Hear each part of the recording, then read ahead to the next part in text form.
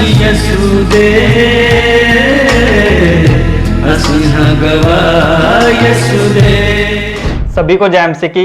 स्वागत है आपका प्रोग्राम गवाह यीशु में। जैसा कि प्रभु के वचन में लिखा है कि मैं तेरी हर गति को महिमा सहित मसीह यीशु में पूरा करूंगा। तो आज हम आपको एक ऐसे ही गवाह के साथ मिलाएंगे जिनकी गति को परमेश्वर ने महिमा सहित पूरा किया है। तो आइए हम मिलेंगे ब्रदर गौरव जी के साथ। जय मसीह की ब्रदर जी। जय मसीह की। ब्रदर जी स्वागत है आपका प्रोग्राम गवाह यीशु में। Thank you. तो ब्रदर जी हम चाहते हैं कि आप दर्शकों को अपने बारे में थोड़ा बताएं। सबको जय मसीह की। मेरा नाम गौरव है और मैं पठानकोट का रहने वाला हूं और प्रभु की दया से हम इस चैनल के द्वारा हम प्रभु की सेवकाई को कर रहे हैं। तो ब्रदर जी हम चाहते हैं कि आप दर्शकों को बताएं कि मसीह में आने से पहले आपकी जो लाइफ थी वो कैसी थी। मैं बताना चाहता हूं कि मैं बॉर्न क्रिश्चियन हूं, बट परमेश्वर के साथ मेरा कोई रिश्ता नहीं था। मैं चर्च जाता था सिर्फ घूमने फिरने के लिए और ऐसे मौज मस्ती करने के लिए, बट परमेश्वर के साथ मेरा कोई निजी रिश्ता, पर्सनल संबंध नहीं था। थे तो हम बॉर्न क्रिश्चियन, लेकिन जो मेरा जीवन था वो बहुत ही पाप भरा था। जिस तरह आज का यूथ हर एक गलत काम करता है, नशे की संगति में रहता है, व्यभिचार की संगति में रहता है और गलत बातों में रहता है, तो वैसे ही मेरा भी जीवन था। मैं बहुत ज़्यादा ड्रिंक करता था, बहुत ज़्यादा सिगरेट पीता था, लड़ाई झगड़ा करता था और नशे की हद मेरी थी जो बहुत ज़्यादा बढ़ गई थी। तो जब मैं जॉब करता था तो मैं जॉब पे भी ड्रिंक लेकर जाता था, तो मैं ड्रिंक उधर भी लगातार ड्रिंक पीता था। तो मेरी रोज़ की जो ड्रिंक की जो कैपेसिटी थी, मैं रोज़ की 1 या 1.5 बोतल रोज़ की मैं शराब पीता था और उसके साथ साथ मैं 1 पैकेट या 2 पैकेट सिगरेट के पीता था और बहुत ज़्यादा लड़ाई झगड़ा करता था शराब पी के। तो मेरा जीवन बहुत ही गंदगी के साथ भरा हुआ था। मैं व्यभिचारी था, मैं नशेड़ी था, मैं बहुत ज़्यादा लड़ाई झगड़ा करता था। तो मेरी नशे की हद इतनी ज़्यादा बढ़ गई थी कि जब मुझे शराब नहीं मिलती थी तो मेरे अलग अलग मैं हरकतें करता था। कई बार ऐसे होता था जब मेरे को एक बार रात को मेरे को इतनी ज़्यादा शराब की तोड़ लगी तो मुझे शराब नहीं मिल रही थी, तो मेरे घर पर थोड़ा सा मिट्टी का तेल पड़ा था, तो मैंने वो मिट्टी का तेल पी लिया। तो मेरे घर वाले इन चीज़ों से बहुत परेशान थे। मैं भी मैं बहुत परेशान था क्योंकि मैं ब्याज पर पैसे ले लेकर शराब पीता था, कर्जा उठा उठा कर मैं नशा करता था, पर फिर भी जो मेरी नशे की हद थी वो ख़त्म नहीं होती थी। थोड़ी देर के बाद मेरे को फिर ऐसे लगता था कि मुझे फिर से अभी शराब चाहिए।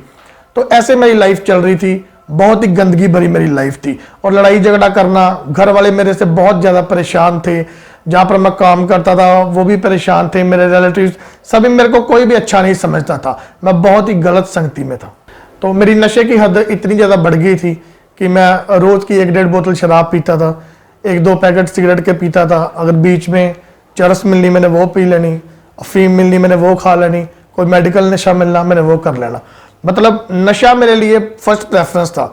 मुझे खाना मिले ना मिले कोई प्रॉब्लम नहीं, लेकिन मुझे नशा चाहिए था। तो ऐसी मेरा जीवन था बहुत ही ज़्यादा गंदगी वाला था।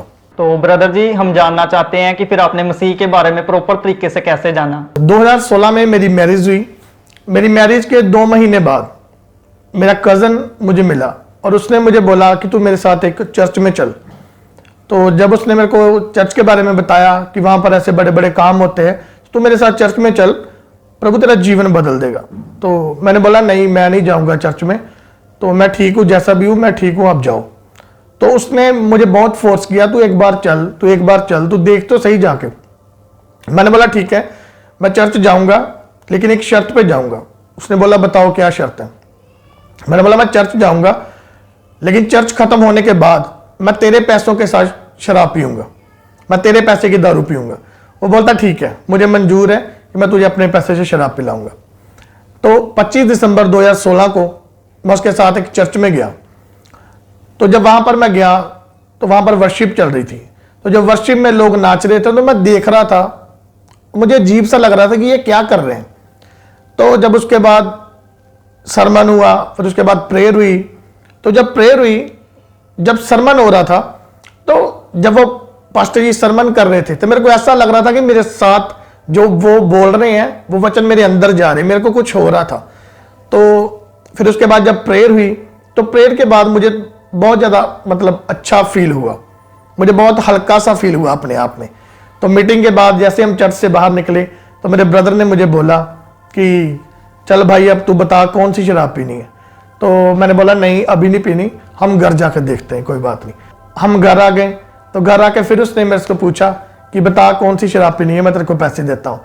तो मैंने बोला नहीं भैया मैंने आज नहीं पीनी, तो हम कल देखेंगे, कोई बात नहीं। तो मैं अपने घर गया और मेरे घर वाले हैरान थे कि ये हमारा लड़का बिना शराब पिए हुए कैसे घर पे आ गया। तो मैं घर गया, मैंने किसी को नहीं बुलाया, मैंने खाना खाया और मैं सो गया। तो सुबह मैं उठा और लाइफ का मेरा वो फर्स्ट टाइम था जब सुबह उठते ही मैंने बाइबल को पकड़ा। मैंने सुबह उठते बाइबल पकड़ी, बाइबल पढ़ी और प्रार्थना की।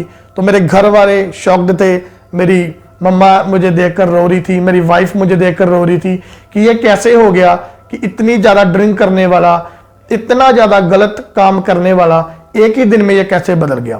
तो ऐसे ही बस मेरी लाइफ चेंज हुई, फिर मैंने परमेश्वर को फॉलो करना शुरू कर दिया। तो ब्रदर जी, जैसे कि हम देखते हैं कि जब एक पर्सन मसीह में आता है तो प्रॉपर तरीके से क्रिश्चियनिटी को फॉलो करना स्टार्ट करता है, तो कई बार होता है कि उसकी लाइफ में कोई दुख परेशानी आ जाती है और काफी सारे लोग जो हैं वो मसीह को छोड़ देते हैं। तो हम जानना चाहते हैं कि आपकी लाइफ में कभी कोई दुख परेशानी आई हो ऐसी, तो जिसको देखकर आपको लगा हो कि मैं मसीह को छोड़ दूं। जी, मैं बताना चाहता हूं कि 2016 में मेरी मैरिज हुई और 2017 में परमेश्वर ने हमें एक ब्यूटीफुल बेबी गर्ल के साथ ब्लेस किया। तो इसी तरह से हम परमेश्वर के पीछे चल रहे थे, चर्च जा रहे थे, प्रार्थना कर रहे थे, सब कुछ ठीक चल रहा था। तो 2019 में एक दिन मैंने और मेरी वाइफ ने फास्ट रखा हुआ था। तो मेरी वाइफ ने बोला कि चर्च में फास्टिंग प्रेयर हो रही है, तो चलो हम उधर जाके प्रेयर करते हैं। मैंने बोला ठीक है। तो जैसे हम उधर गए प्रेयर करने के लिए, तो वहां पर एक परमेश्वर के दास केरला से आए हुए थे। तो जब वो प्रेयर में हम प्रेयर कर रहे थे, तो जब वो वहां पर चर्च में आए परमेश्वर के दास, उन्होंने आके मेरी वाइफ के ऊपर प्रेयर की और उन्होंने मेरी वाइफ को वर्ड दिए कि प्रभु आपको ब्लेस करने जा रहा है, प्रभु आपका दर्जा मरियम के जैसे ऊंचा करेगा। तो मेरी वाइफ ने रिसीव किया आमीन करके उस शब्दों को। तो पहले तो हमें पता नहीं था कि क्या प्रोफेसी उन्होंने क्या बोला। तो मीटिंग के बाद फिर मैं और मेरी वाइफ उस परमेश्वर के दास को मिले जाके, तो उन्होंने बताया कि परमेश्वर आपको एक बेबी बॉय के साथ ब्लेस करेगा। तो हमने आमीन किया, रिसीव किया, ठीक है। लेकिन मैंने परमेश्वर के दास को बोला कि पास्टर जी अभी मेरी बेटी छोटी है, तो हम अभी दूसरा बेबी नहीं चाहते। तो उन्होंने मेरे को बोला कि मैंने नहीं बोला, ये परमेश्वर ने बोला और ये होगा। तो ठीक है, हमने रिसीव किया और हम अपने घर पर आ गए। तो 1 वीक बाद क्या हुआ कि मेरी वाइफ के पेट में दर्द हुआ, तो हम चेक करवाने के लिए गए। तो जब चेक करवाया तो वहाँ पर हमें पता चला कि मेरी वाइफ जो है वो प्रेग्नेंट है। तो हम बहुत शॉक्ड हुए, हम बहुत खुश हुए कि चलो ठीक है। तो ठीक है, ऐसा चलता रहा, सब कुछ ठीक चल रहा था। तो जब उसके दिन पूरे हुए तो दिसंबर 26 को परमेश्वर ने हमें एक ब्यूटीफुल बेबी बॉय के साथ ब्लेस किया। तो परमेश्वर के दासों ने उसका नाम जर्मिया रखा। तो हम बहुत खुश हुए, मेरा फैमिली सारी बहुत खुश हुई। तो उस बेटे के साथ हम बहुत खुश थे। तो ऐसे ही आगे आगे लाइफ चलती रही, हम बहुत खुश थे उसके साथ, मेरी वाइफ बहुत खुश थी, मेरी फैमिली सारी बहुत खुश थी। तो जब वो बेटा 11 महीने का हुआ तो मेरी वाइफ पहली बार अपने मायके गई बेटे को लेके। तो वहाँ पर वो 2 दिन तक तो बिल्कुल ठीक रहे। तीसरे दिन अचानक मेरे बेटे को वहाँ पर फीवर हुआ, जैसे नॉर्मल बच्चों को फीवर होता है वैसे ही उसे फीवर हुआ। तो मेरी वाइफ और मेरी मदर इन लॉ इनको मेरे बेटे को डॉक्टर के पास लेके गए। तो डॉक्टर ने चेकअप किया, उसने बताया कि नॉर्मल फीवर है, उसने मेडिसिन दी और ये घर पर आ गए। लेकिन रात को क्या हुआ, इसको फीवर था वो ज़्यादा तेज़ हो गया। तो मेरी वाइफ ने मुझे कॉल किया, बताया कि ऐसे ऐसे करके कि फीवर इससे ज़्यादा तेज हो गया, तो आप आ जाओ, शायद ये आपको याद कर रहा है। तो अगली सुबह मैं चला गया।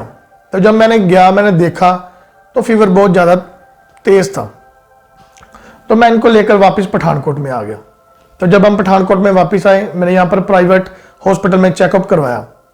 तो डॉक्टर ने देखा, उसने बोला कोई बात नहीं, नॉर्मल इन्फेक्शन है, आप ये मेडिसिन खाओ, ठीक हो जाएगा। 2 दिन हमने उसको मेडिसिन दी, इंजेक्शन वगैरह लगवाए, तो फिर भी उससे कोई फर्क नहीं पड़ा। फिर हमने फिर से प्राइवेट हॉस्पिटल में लेके गए, तो उन्होंने एडमिट कर लिया। उन्होंने एडमिट किया, डॉक्टर ने बोला कि 2-3 दिन इसे एडमिट रखते हैं तो ये ठीक हो जाएगा। मैंने बोला ठीक है, कोई बात नहीं, रखो। तो जब उन्होंने एडमिट किया, 2 दिन हो गए, 3 दिन हो गए, कोई फर्क नहीं पड़ा। तो तीसरे दिन मुझे डॉक्टर ने बोला कि आप ऐसा करो, आप इसे किसी बड़े इंस्टीट्यूट में ले जाओ, किसी बड़े हॉस्पिटल में ले जाओ, हमें समझ नहीं लग रही कि क्या प्रॉब्लम है। तो हम थोड़ा टेंशन में आ गए कि ये क्या हो गया। तो फिर हम इसे लुधियाना सीएमसी हॉस्पिटल में हम वहाँ पर लेकर गए। तो जब हम वहाँ पर पहुँचे तब डॉक्टरों ने चेकअप वगैरह किया, तो डॉक्टरों ने इसे आईसीयू में रखा वहाँ पर सीएमसी में। तो जब डॉक्टर चेकअप वगैरह कर रहे थे तो काफ़ी टेस्ट वगैरह हुए, सब कुछ उन्होंने किया। तो उस दिन तो डॉक्टरों ने हमें कुछ नहीं बताया, बोलते अभी हम ट्रीटमेंट कर रहे हैं, हमें कुछ समझ नहीं आ रहा क्या है। तो अगले दिन डॉक्टर ने मेरे को बताया कि आपके बेटे की जो इन्फेक्शन है वो बॉडी में बहुत ज़्यादा फैल गई है। तो इन्फेक्शन बहुत ज़्यादा फैल गई है, तो उसकी वजह से क्या है कि बुखार जो है वो टूट नहीं रहा। तो मैंने पूछा डॉक्टर साहब इसका क्या इलाज है। वो बोलता कि अभी हम ट्रीटमेंट कर रहे हैं, अभी हम कुछ नहीं बोल सकते। मैंने बोला ठीक है कोई बात नहीं। ऐसे दूसरा दिन भी निकल गया, तो उसकी हालत जो थी वो और ज़्यादा क्रिटिकल होती गई, उसकी हालत में कोई सुधार नहीं आ रहा था। तो तीसरे दिन क्या हुआ, डॉक्टर बाहर आई और मुझे बोलती है कि बच्चे की हालत बहुत क्रिटिकल है, तो आप ऐसा करो मैं एक इंजेक्शन लिख के देती हूँ, तो वो इंजेक्शन आप लेके आओ। मैंने बोला ठीक है दो आप। उसने पर्ची लिखी, मैंने ऐसे पर्ची पकड़ी, मैं जाने लगा। उसने बोला एक मिनट मेरी बात सुनो, ये इंजेक्शन आपको यहाँ से कहीं से नहीं मिलेगी, ये इंजेक्शन आपको शिमला के 10-12 किलोमीटर कोई जगह है, कोई सरकारी लेबोरेटरी है, तो वहां पर आपको ये इंजेक्शन मिलेंगे। ये कोई एंटीडोट है जो जहर का तोड़ है, तो ये आप जल्दी से मंगवाओ। तो मैंने उसी समय अपने भाई को शिमला भेजा और वो गया। काफ़ी ज़्यादा सरकारी फॉर्मेलिटी पूरी करने के बाद वो इंजेक्शन हमें मिले। वो 10 इंजेक्शन मेरा भाई वहां से लेकर आया। तो जब वो 10 इंजेक्शन मेरा भाई वहां से लेकर आया तो डॉक्टर को दिए। हमें एक आस थी कि ये, क्योंकि डॉक्टर ने बोला था कि ये जो इंजेक्शन है ये जहर का तोड़ है, जितनी मर्जी इन्फेक्शन हो ये इंजेक्शन लगेगा और इन्फेक्शन सारी खत्म हो जाएगी। और मेरे दिल में आस थी कि जल्दी से जल्दी इंजेक्शन आए और मेरे बच्चे को लगे मेरा बच्चा ठीक हो जाए। तो जब डॉक्टरों ने वो इंजेक्शन लिए, उन्होंने 10 इंजेक्शन वो लगा दिए, पर इंजेक्शन लगाने के बाद भी इतना सा फर्क नहीं पड़ा। तो जब डॉक्टर ने बोला कि कोई इंप्रूवमेंट नहीं हो रही, मैं बहुत ज़्यादा टूट गया। मैंने सोचा ये क्या हो रहा है मेरे साथ, ये क्यों ऐसे हो रहा है, बच्चे को फर्क क्यों नहीं पड़ रहा। फिर मैंने बहुत से पास्टरों से प्रेयर करवाई, बड़ी बड़ी मिनिस्ट्रियों के कॉल सेंटर पे कॉल किया, वहां से प्रेयर करवाई। बहुत से पास्टरों ने प्रेयर की फोन करके मेरे बेटे पे, हमने खुद बहुत प्रेयर की, लेकिन फिर भी उसकी हालत में कोई इंप्रूवमेंट नहीं आ रहा था। मैं रो रो के प्रेयर कर रहा था कि प्रभु मेरे बच्चे को छू, मेरे बच्चे को चंगा कर, मेरे बच्चे को छू, लेकिन कोई भी उसको इंप्रूवमेंट नहीं हो रही थी। मेरा पास्टर घर पे वो अलग से प्रेयर कर रहा था, मैं 2-2, 3-3 घंटे बाद पास्टर को कॉल कर रहा था कि पास्टर जी कुछ बताया प्रभु ने आपको, कुछ बताया प्रभु ने आपको। वो कोई जवाब नहीं मिल रहा था। तो जब अगले दिन हम सुबह मिलने के लिए गए आईसीयू में, तो डॉक्टर ने हमें मिलने नहीं दिया। वो बोलते आप बाहर खड़े हो, हम आते हैं। तो मैं बाहर वेट कर रहा था। तो फिर डॉक्टर बाहर आए, तो उन्होंने बाहर आके बोला कि सॉरी हम आपके बच्चे को नहीं बचा सके। और डॉक्टर रो रही थी और बोल रही थी कि हमें अपनी ये मेडिकल पढ़ाई पर शर्मिंदगी फील हो रही है, हमें पता नहीं लग रहा कि बच्चे को प्रॉब्लम क्या हुई है। तो जब डॉक्टर ने बताया कि आपके बच्चे की डेथ हो गई, तो मैं बहुत ज़्यादा टूट गया और मुझे यकीन नहीं हो रहा था कि ये क्या हो गया मेरे साथ। ये तो वो बच्चा है जो प्रोफेसी के साथ हुआ है, ये तो वो बच्चा है जो हमने मांगा भी नहीं था परमेश्वर से, और परमेश्वर के दास ने बोला था कि प्रभु बोल रहा है कि प्रभु आपको एक बेटा देगा। तो ये ऐसे कैसे हो गया। तो मैं बहुत ज़्यादा निराश हो गया। मैं बहुत रोया वहाँ पर। मेरी फैमिली बहुत ज़्यादा टूट चुकी थी, मेरी वाइफ बहुत टूट चुकी थी, इवन मेरी बच्ची जो 3 साल की थी वो बहुत ज़्यादा रो रही थी कि ये क्या हो गया। तो वहाँ से फिर हम डेड बॉडी लेके जब घर आए, तो घर में भी आके हम बहुत ज़्यादा निराश थे, बहुत रो रहे थे। तो फिर उसके बाद शाम को जब उसका संस्कार किया कब्रिस्तान में, तो हम बहुत ज़्यादा निराश थे, हम बहुत ज़्यादा टूटे हुए थे कि ये क्या हो गया हमारे साथ। तो जब कब्रिस्तान में हम उसका संस्कार करके आ रहे थे, तो सभी घर वाले पहले चले गए और मैं वहीं पर ही था लास्ट में। तो जब ये सभी घर पे आ गए, तो ये सोच रहे थे कि आज के बाद जो हमारा बेटा है गौरव, ये फिर से पुरानी जिंदगी में चला जाएगा। और मैं बहुत ज़्यादा परेशान था, बहुत ज़्यादा मैं दुखी था कि ये क्या हो गया मेरे बेटे के साथ। कब्रिस्तान से फिर हम जब घर वापस आए, तो उसके बाद जो मेरी लाइफ थी वो बहुत ज़्यादा निराश थी। 1000 तरह के सवाल शैतान मेरे दिमाग में डाल रहा था कि अगर तेरा परमेश्वर जीवित है तो तेरे बेटे को क्यों नहीं बचाया। हजार तरह के क्वेश्चन मेरे दिल में आ रहे थे, हजार तरह के डाउट मेरे मन में आ रहे थे। कुछ लोग थे जो मेरे मुंह पर तो नहीं बोलते थे, लेकिन वो पीछे से बोलते थे कि ये बड़ा परमेश्वर करता है, ये बढ़िया गवाहियां लोगों को बताता है कि परमेश्वर चर्च में ऐसे करता है, ऐसे करता है। अगर इसका परमेश्वर जीवित है तो इसका बच्चा क्यों नहीं बचा। तो जब मेरे बेटे की डेथ हो गई तो बहुत से लोग थे ऐसे जिन्होंने मेरे को आके बोलना कि कोई बात नहीं, जैसे लोग जाते एक दूसरे को तसल्ली देने के लिए। तो अंदर से तो मैं टूटा हुआ था, लेकिन मेरे मुंह से अंगीकार यही निकलता था कि परमेश्वर ने दिया, परमेश्वर ने लिया, उसी का नाम मुबारक हो। उसके जाने के बाद मैं और मेरी वाइफ बहुत ज्यादा टूटे हुए थे। मैंने 2-2 घंटे रोना प्रेयर में, 2-2 ढाई घंटे मैंने रो रो के प्रेयर करनी कि परमेश्वर बता मैंने क्या गलती की है, मेरे साथ ऐसा क्यों हुआ। मेरी वाइफ ने मुझे बोलना कि मेरा दिल नहीं करता प्रेयर करने का, मेरा दिल नहीं करता प्रभु को मानने का, हमारे साथ ऐसा क्यों हुआ। मैंने बोला नहीं, तूने अपने मुंह से परमेश्वर को कुछ गलत नहीं बोलना, कोई बात नहीं, तू प्रेयर कर, हमने परमेश्वर को नहीं छोड़ना। मेरी बेटी तब 3 साल की थी, तो मेरी बेटी ने रोना, रात को रोज रोना कि पापा काका कहां चला गया, हमारा यर्मिया साहब कहां चला गया। तो हमारे पास कोई जवाब नहीं था उसे बताने के लिए, लेकिन फिर भी मैंने उसे वचन से गाइड करना। मैंने बोलना कि बेटा तेरा भाई जीएस पापा के पास गया है, वो थोड़े दिन के लिए वहां पर गया खेलने के लिए, वो फिर आ जाएगा वापस। तो उसने रोना, उसको देख देख कर मैंने रोना, मेरी वाइफ ने रोना। वही कमरा, वही बेड जिस पे हम 4 जने लेटते थे, अब 3 जने थे। तो मेरी बेटी रोज रोती थी रात को कि मेरे काके से मिलना है, मेरा काके बिना दिल नहीं लगता, मुझे लेके चलो उसके पास। पर हम क्या बोलते उससे। इन दोनों को, मैंने अपनी वाइफ को, अपनी बेटी को चुप करा के इन्होंने जब सो जाना तो रात को अलग मैंने कमरे में जाकर मैंने अकेले ने रोना। तो ये रोज का काम था कि रोज मैंने 2-2 घंटे, ढाई घंटे रोना और परमेश्वर से पूछना कि परमेश्वर मेरे साथ ऐसा क्यों हुआ। तो एक दिन क्या हुआ कि मेरी बेटी वो बहुत ज़्यादा उदास थी, तो मैं उसे मार्केट में ले गया। तो मैंने सोचा इसे कोई खिलौना लेके देता हूँ, इसका थोड़ा ध्यान हटेगा इन बातों से। तो वहाँ पर एक टेडी बियर था, एक बहुत अच्छा गुड्डा बना हुआ था। तो मैंने बोला कि बेटा ये ले लो आप। तो इसने बोला ठीक है पापा ये ले दो मेरे को। तो जब वो लेके घर पे आई तो ये उसके साथ खेल रही थी। तो हम देख रहे थे दोनों, मैं और मेरी वाइफ। जब ये उसके साथ खेल रही थी तो इसने 2-3 बार उसे ऐसे बुलाया, तो वो तो प्लास्टिक का गुड्डा, वो कहाँ बोलेगा। तो इसने ऐसे फेंका, बोलती पापा मेरे को ये नहीं चाहिए, मेरे को मेरा भाई चाहिए, ये तो मेरे साथ बोलता भी नहीं है, ये तो मेरे साथ बात भी नहीं करता। तो उस दिन मैं इतना रोया था कि परमेश्वर मेरे साथ ऐसा क्यों हुआ। तो मैंने प्रार्थना करनी, मैंने परमेश्वर से पूछना कि परमेश्वर मुझे बता मेरे साथ ऐसा क्यों हुआ।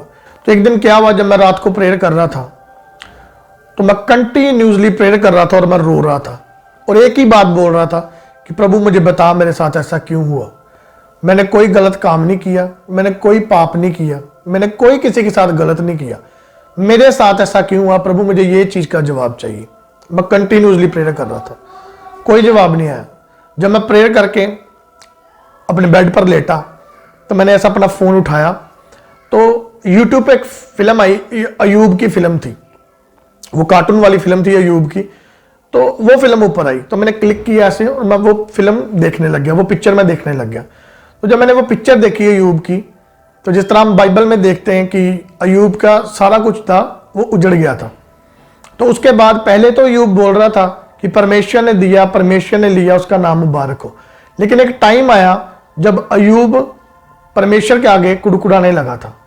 उसने भी सेम क्वेश्चन किया कि परमेश्वर मैंने कोई पाप नहीं किया, मेरे साथ ऐसा क्यों हुआ। और क्या हुआ, जब उसने ये क्वेश्चन किया तो परमेश्वर अयूब को कहता है कि अयूब तैयार हो जा, मैं तेरे पास आ रहा हूं, तू मेरे सवालों का जवाब देगा तो मैं तेरे सवालों का जवाब तुझे दूंगा।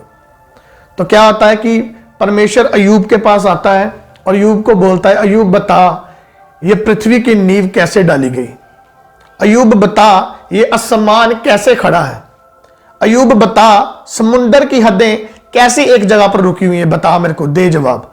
और अयूब वहां पर क्या करता है, अयूब घुटनों के बल आकर अपना ऐसे माथा नीचे करता जमीन पे और परमेश्वर को बोलता है कि परमेश्वर मैं निकम्मा मनुष्य हूं, जिसने तेरे से ये क्वेश्चन किया कि मुझे बता मेरे साथ ऐसा क्यों हुआ। और यूब परमेश्वर से माफी मांगता है। वो जब मैंने वो पिक्चर देखी तो मुझे उस बात ने छुआ, मुझे लगा कि नहीं मैंने गलत किया है। मैं कौन होता हूं परमेश्वर से पूछने वाला कि परमेश्वर मेरे साथ ऐसा क्यों हुआ।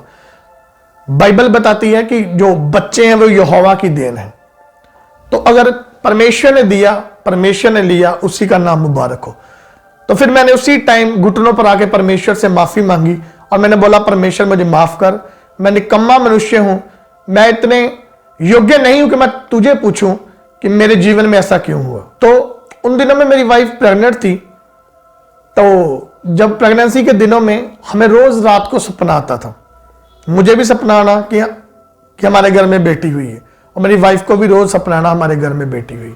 तो जब सुबह उठना तो उसने मुझे बोलना कि मुझे ऐसे सपना आया। तो मैंने उसे बताना कि मुझे भी सेम यही सपना आया।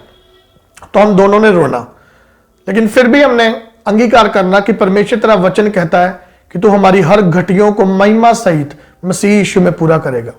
इसी वचन को लेकर मैंने प्रार्थना करनी, इसी वचन को लेकर मेरी वाइफ ने प्रार्थना करनी और हम परमेश्वर में चलते गए। बहुत तरह के क्वेश्चन माइंड में, दिमाग में शैतान डालता था, लेकिन फिर भी हम परमेश्वर के साथ चलते गए। यह परमेश्वर का अनुग्रह था जिसने हमें चलाया, हमारी अपनी कोई बहादुरी नहीं है। उन दिनों में, प्रेगनेंसी के दिनों में क्या आता था, मेरी वाइफ को अजीब अजीब से ख्याल आते थे और उसने मेरे को बताना कि ऐसे है, ये है, मेरे को ऐसे ऐसे करके बुरे बुरे ख्याल आ रहे। तो मैंने बोला कोई बात नहीं, तू बस पेट पे हाथ रख और प्रेयर कर। तू बस अपने मुंह से यही अंगीकार कर कि परमेश्वर तेरा वचन कहता है कि मैं तुम्हारी हर घटी को पूरा करूंगा। और मार्च महीने 25 तारीख को परमेश्वर ने हमें एक बेबी बॉय के साथ ब्लेस किया और उसका नाम हमने यिर्मयाह रखा और सेम उसकी शक्ल है और सेम उसके काम है और परमेश्वर ने हमारी घटी को पूरा किया। बाइबल में लिखा है यहोवा यिरे। यहोवा यिरे का मतलब है मुहैया करने वाला। तो परमेश्वर ने पहले से मेरी वाइफ के गर्भ में उस बच्चे को डाल दिया था, क्योंकि परमेश्वर को पता था कि ये दुख है जो बहुत बड़ा है और परमेश्वर हमारा मुहैया करने वाला परमेश्वर है। उसने हमें फिर से बेटे के साथ ब्लेस किया और शैतान के मुंह पर एक तमाचा मारा। मैं परमेश्वर का धन्यवाद करता हूं इस गवाही के लिए।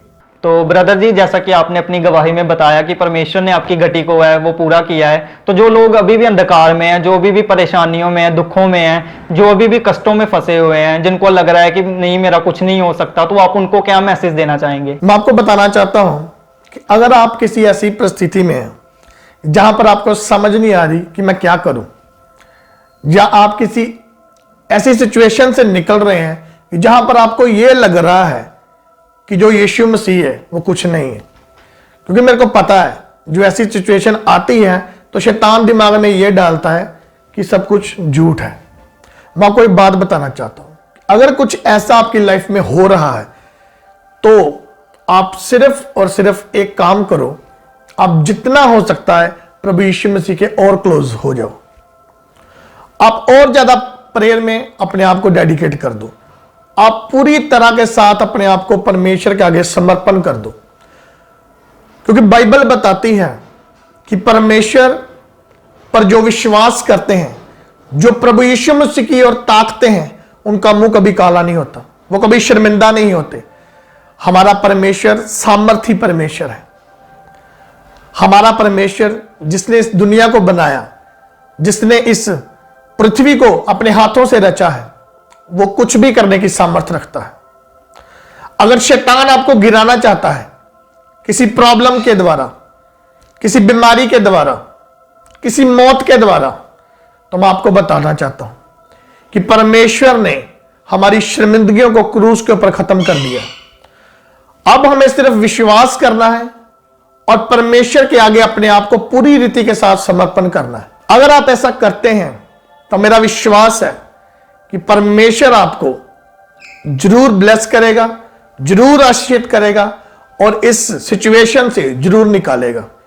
मैं यही कहना चाहता हूं कि जितना हो सकता है आप ज्यादा से ज्यादा समय परमेश्वर के साथ बिताएं। किसी इंसान पर भरोसा मत करें, किसी पास्टर पर भरोसा मत करें, किसी वर्षी पर भरोसा मत करें, मुझ पर भी भरोसा मत करें, परमेश्वर पर भरोसा करें। खुद बाइबल पढ़ो, खुद प्रेयर करो और परमेश्वर के साथ अपना रिश्ता कायम करो। परमेश्वर आपको बहुत ब्लेस करेगा। तो ब्रदर जी, हम आपका बहुत बहुत धन्यवाद करते हैं कि आपने अपना कीमती समय निकाला और अपनी गवाही को हमारे साथ शेयर किया। तो हम आपका धन्यवाद करते हैं। जय मसीह की ब्रदर जय जी। मसीह। तो जैसा कि आपने अभी एक बहुत ही अद्भुत गवाही को सुना, तो आपने देखा कि कैसे परमेश्वर ने इस ब्रदर की घटी को महिमा सहित मसीह यीशु में पूरा किया है। तो मेरा विश्वास है जो भी लोग दुखों में हैं, परेशानियों में हैं, जो भी अभी कष्टों में फंसे हुए हैं, जो जिनको लग रहा है कि परमेश्वर कुछ नहीं कर सकता, तो मेरा विश्वास है इस गवाही को सुनने के बाद आपकी लाइफ जो है वो सेम नहीं रहेगी, आपके जीवन में जरूर कार्य होगा। सभी को जय मसीह की। अगर आप परमेश्वर के कामों को आगे बढ़ाने के लिए इस सेवकाई में अपना योगदान देना चाहते हैं तो आप इस QR कोड को स्कैन करके गूगल पे के द्वारा अपने दान भेज सकते हैं। अगर आप विदेश से अपने दान भेजकर परमेश्वर के कामों को बढ़ाना चाहते हैं तो आप इस बैंक डिटेल्स का इस्तेमाल करके अपने दान भेज सकते हैं। परमेश्वर आपको आशीष दे। तो मेरे प्रिय भाई बहनों, अभी आपने एक बहुत बड़ी अद्भुत गवाही को सुना। तो मेरा विश्वास है परमेश्वर इस गवाही के द्वारा आपके जीवनों में 100 गुना फलों को लेकर आएगा। आप इस टेस्टिमनी को अपने दोस्तों के साथ, फैमिली मेंबर्स के साथ शेयर जरूर करें ताकि वो भी जान सके कि परमेश्वर कैसे लोगों के जीवन में काम कर रहा है। मेरा विश्वास है परमेश्वर इस गवाही को सुनने के बाद आपके जीवनों को सेम नहीं रहने देगा। आप हमारे चैनल गवाह यीशु दे को सब्सक्राइब कर लें ताकि आने वाले दिनों में आप परमेश्वर के और गवाहों के साथ मिल सके। अगर आप भी अपनी टेस्टिमनी हमारे साथ शेयर करना चाहते हैं तो नीचे आपको एक ईमेल आईडी दिखाई दे रही होगी, आप उस ईमेल पर अपनी डिटेल शेयर कर दें, हम आपके साथ कांटेक्ट जरूर करेंगे। मेरा विश्वास है परमेश्वर आपके जीवनों को सेम नहीं रहने देगा। God bless you all. सभी को जय मसीह की। ਅਸੀਂ ਯਿਸੂ ਦੇ ਅਸੀਂ ਹਾਂ ਗਵਾਹ ਯਿਸੂ ਦੇ।